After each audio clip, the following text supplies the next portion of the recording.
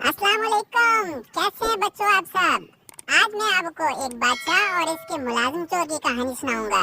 तो चलें स्टार्ट करते हैं आज की कहानी।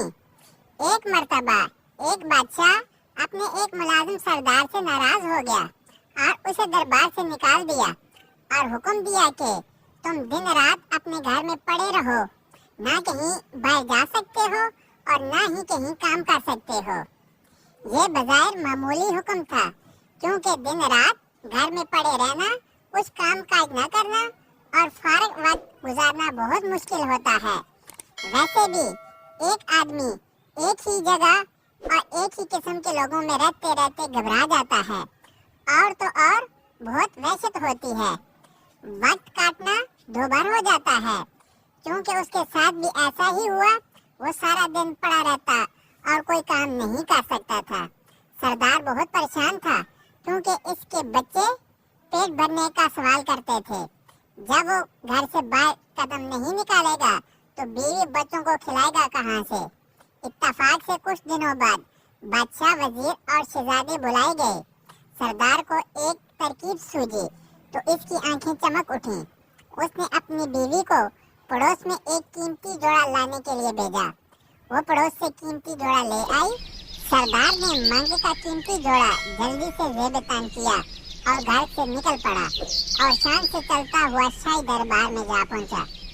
दरबारी समझे कि कोई मुहज्जर मेहमान है, उसे ले जाकर बड़े अदब से दूसरे बड़े लोगों के साथ कुर्सी पे बिठा दिया। सरदार गर्दन अकड़ा अकड़ा कर कुर्सी पर बैठ गया। दरबार शुरू हुआ।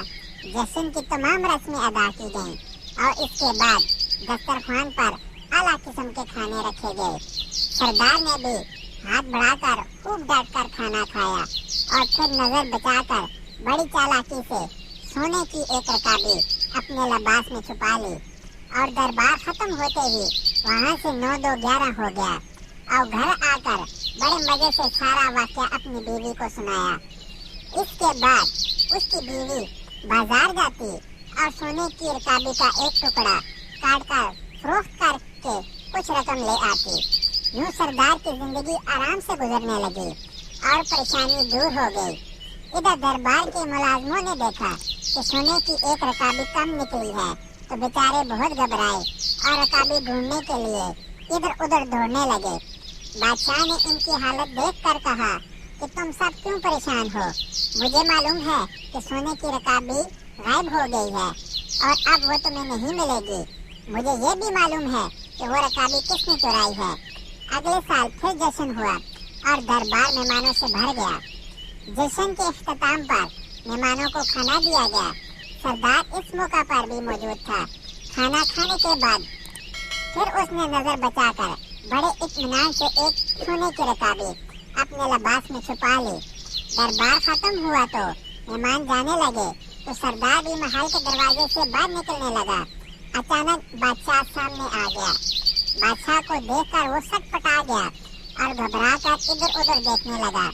बादशाह ने हाथ बढ़ाकर उसका हाथ पकड़ा और कहा कि पिछले साल की रकाबी खत्म हो गई है, फिर जो एक और रकाबी ले जाना चाहते हो।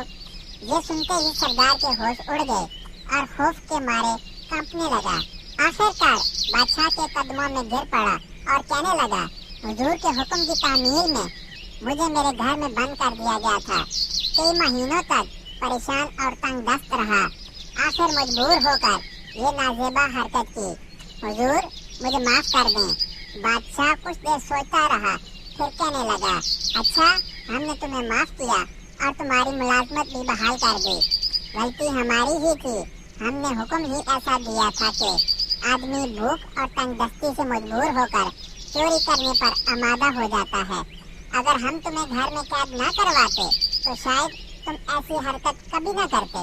जाओ, अब ऐसी हरकत न करना। चोरी बहरहाल बुरी हरकत है। बादशाह और सरदार दोनों ने गलती की थी। दोनों ने अपनी अपनी गलती तस्लीम कर ली। कहते हैं कि फिर सरदार ने कभी चोरी न की और ना बादशाह ने कभी किसी को ऐसी सजा दी। तो बच्चों, कैसी लगी आपको आज की कहानी।